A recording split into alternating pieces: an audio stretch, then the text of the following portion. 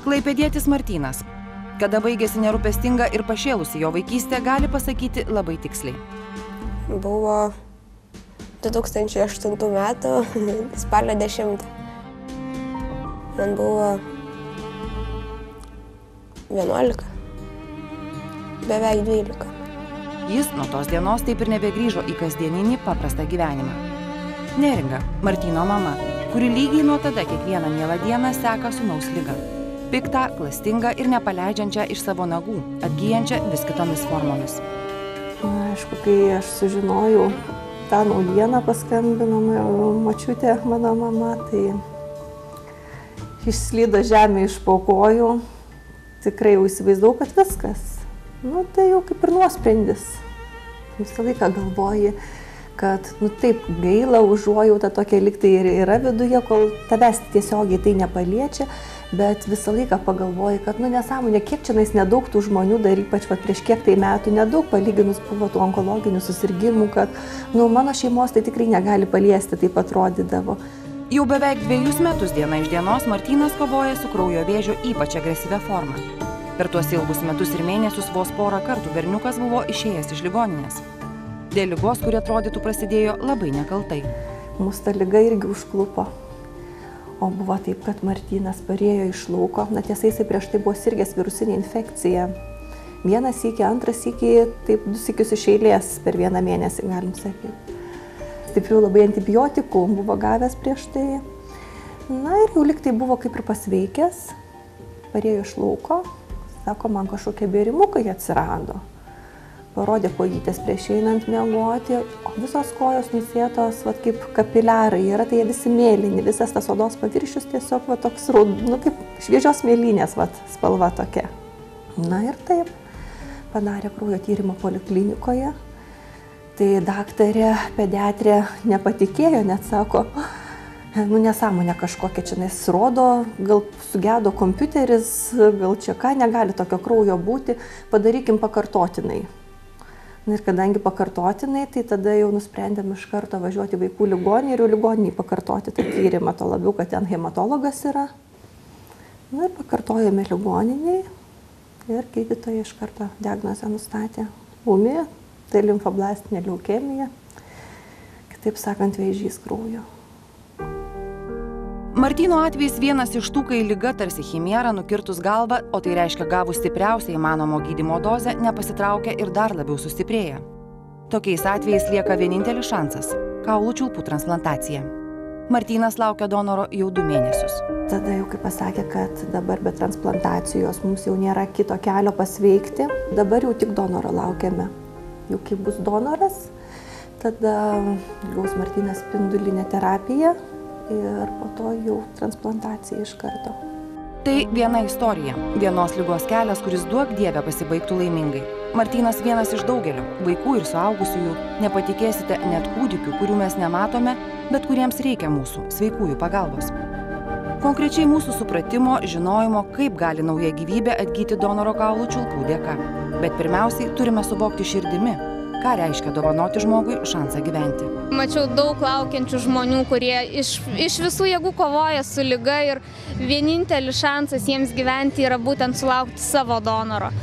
Todėl kviečiu visus būtent pagalvoti, kad gal kažkur šalia gatvėje prasilenkia žmogus, kuriam po kurio laiko būtent reikės jūsų kaulų čiulpų.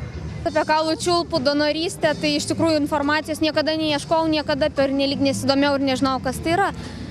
Mano patirtis tokia, kad buvau donorė savo sesutį, daugiau nei prieš 4 mėnesius. Ir pati procedūra nėra baisi, absoliučiai nesudėtinga, beveik tas pats, kas donuoti kraują. Tai ir galiu visiems pasakyti, kad varykit, būkit kaulų čiulpų donorais, bent jau potencialiais. Viktorija sako, didžiausias džiaugsmas matyti sveikstančių žmonės, o skaudžiausia vis dar girdėti, jog žmonės nuo kaulų čiulpų donorystės atbaido nepamatuota baimė ir mitai. Yra smagu matyti, kaip vis daugiau žmonių prisijungia. Ir iš tikrųjų manau, kad čia tam tikra problema yra informacijos toka. Žmonės įsivaizduoja, kad kaulų čiulpų donorystė yra susijusi su kažkokiom baisiai skausmingom procedūrom. Nežinau, su iškapojimais kaulų ar kažko panašių. Iš tikrųjų tenka girdėti tai. Netgi ir mes dar neseniai nežinojome, kas tai yra ta transplantacija ir kaip jinai yra atliekama. Ir labai trūksta informacijos žmonėm, labai net žmonės artimiausi jau, su kuriais palaikom tiesioginį ryšį, giminaičiai, draugai. Ir tai va dabar paskambina, kartais klausia, kada bus ta operacija Martinukui. Tiesiog tikrai neįsivaizduoja žmonės, kaip atliekama yra ta transplantacija. Įsivaizduoja, kad tai gal atpjaus ten kaulo kažkokio įsodins, ar ten iš kaulų kažką tai paims ir kur nors tenais įkiš. Tikrai įsivaizduoja, kad tai yra kažkokia baisi operacija. Nusikelkime į kitą realybę, linksmesnę, kur nėra ligų, kur gatvės tądien alsavo pavasario lietumi ir visur karaliavo muzika. Gatvės muzikos diena ir Be Good, geras akcija, gražiausias derinys. Muzikos ritmais kviečiantis į gerumo akciją, skelbiantis apie kaulų čiulpų donorystę. Pagalvojom, kad ir mūsų akcija būtent kaulų čiulpų labai panaši muzika, nes vėlgi tu gali pasidalinti kažko, ką turi pats ir gali kitam žmogui padaryti kažką labai gero. Ir dėl to pagalvojom, kad tai labai tinka su muzika. Ir taip gimė mintis prisijungti prie gatvės muzikos dienos ir padaryti renginį, kuris būtų ir muzikalus, ir tuo pačiu gyvybiškas plačiai prasme. Ši idėja yra, kad kaip galima, kad kuo daugiau žmonių sužinotų apie šitą akciją, apie kaulų čiulpų donorystės akciją, nes visgi Lietuvoje dar yra pakankamai mažai žmonių, kurie yra registre donorų. Nes palyginkim, Vokietijoje yra vienas žmogus iš 22, o Lietuvoje vienas iš 800, tai mes tikrai turim dar daug ką padaryti. Ir būtent manau, kad tokios akcijos tiesiog, jos skleidžia šią žinią. Ir jeigu žmogus bent jau jis netampa donorų kaulų čiulpus, bent apie tai išgirsta ir papasakos galbūt savo draugų, ir tai irgi yra labai svarbu. Ta lietinga gegužės šeštadienį žmonės stovėjo eilėje norėdami pareikšti savo valią. Aš būsiu kaulų čiulpų donoras. 83 nauji donorai, 83 nauji šansai išlikti, išsigelbėti, išgyventi ir skleisti gerumą. Mintyse buvo toks dalykas, kad reikėtų būti donorų kraujo čiulpų, bet Labo ryto laidą pasižiūrėjęs apsisprendžiau, kad važiuosiu šiandien į Vilnių iš Alytaus ir paimsiu dar brolį iš Varėnos ir atvažiuosiu duoti. Manau, kad tai yra pats toks būdas kitam žmogui padėti, visiškai nieko nekainuojantis ir elementarus. Tai jeigu tai galima padaryti, tai kodėlgi ne? Iš tikrųjų, daug labai yra gerų žmonių, kurie vaikšto gatvėmis, kurie kažką veikia, dirba ir tiesiog nežino, kad jie gali kažką padaryti. Ir kuo žmonės daugiau apie tai kalbės, tuo bus daugiau žmonių, kurie atsilieps į tą kalbėjimą. Labai svarbu, kad būtų kuo daugiau lietuvių mūsų registre, nes lietuviams labiausiai tinka donorais būti tik lietuviai. Kadangi vėlgi mūsų šalis yra maža, yra 3 milijonai viso labo gyventojų, yra maža savo plotų ir mūsų genai cirkuliuoja labai mažam tam arealė visą, mes visi esam vieni kitiems vos negiminės kažkuria tolimąja prasme. Ir dėl to surasti tinkamą donorą tarp lietuvių yra žymiai didesnė tikimybė negu, tarkim, tarp vokiečio, amerikiečio ar australo. Rita tapo donorė 2008-aisiais. Jos kamieninės ląstelės tiko nepažįstamam žmogui, žinoma tik tiek, jog lietuviui. Moteris sako, nuo tos dienos jaučia begalinį džiaugsmą, kad vyriškis išgyveno, kad būtent ji galėjo jam padėti. Tas pats momentas, jisai keičia tavo visą gyvenimą, tiesiog, nes prasideda labai išsamūs tyrimai ir tiesiog tu suvoki, kad tai gauna prasmę. Tai ne tik, kad tu esi teoriškai registre Lietuvos nacionaliniam ir pasauliniam negiminingų kaulų čiulpų donorų registre, bet kad tai praktiškai įvyksta, kad viskas keičiasi ir tu tampi kažkam beprotiškai reikalingas. Ir visų tyrimo eigoje paaiškėja, kad jūs iš tikrųjų identiškai sutampat su vienu žmogumi esančiam pasaulyje. Tik jam šiuo metu yra labai blogai. Jis serga kraujo vėžiu ir tai yra paskutinė galimybė jam pasveikti. Tu esi jo paskutinė galimybė gyventi toliau. Tokie dalykai, aš neįsivaizduoju, kaip žmogų negali sukrėsti iki pačių širdies gelmių. Jie priverstinai tampa tavo gyvenimo dalimi. Ir nuo to momento, nuo to penktadienio mano gyvenimas pasikeitė. Ir aš be galo džiaugiuosi, kad aš galėjau tą padaryti, kad galėjau padovanoti tam žmogui viltį gyventi. Aš žinau, kad jisai šiuo metu gyvena. Tai man yra svarbiausia.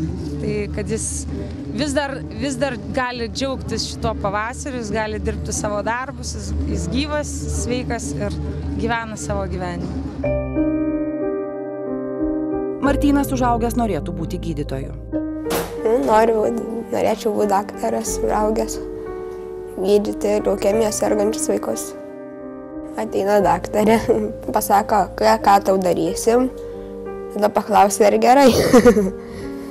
Bet tai nesakysi, kad nesutinku, vis tiek reikia pasveikti. Laiko svajonėms, izoliuotam nuo išorinio pasaulio, būnant toli nuo draugų berniukui, yra kur kas daugiau nei mums, kasdien skubantiems. Apie ką Martynas svajoja šiandien? Pažaisti futbolą, sieną kamuolį paspardyti, su draugais pavaikščioti, pabėgioti, gaudynių žaisti. Sapnuoju, kad vaikštau dažniausiai. Kokie būna sapnai tavo? Kad tu sveikas ar kad tu dabar ar koks? Kad jau pasveikęs. Arba kad nepasveikęs, bet gerai jaučiuosi, viskas gerai. Pasveiksiu, grįšiu, žaisim futbolą, lakstysim.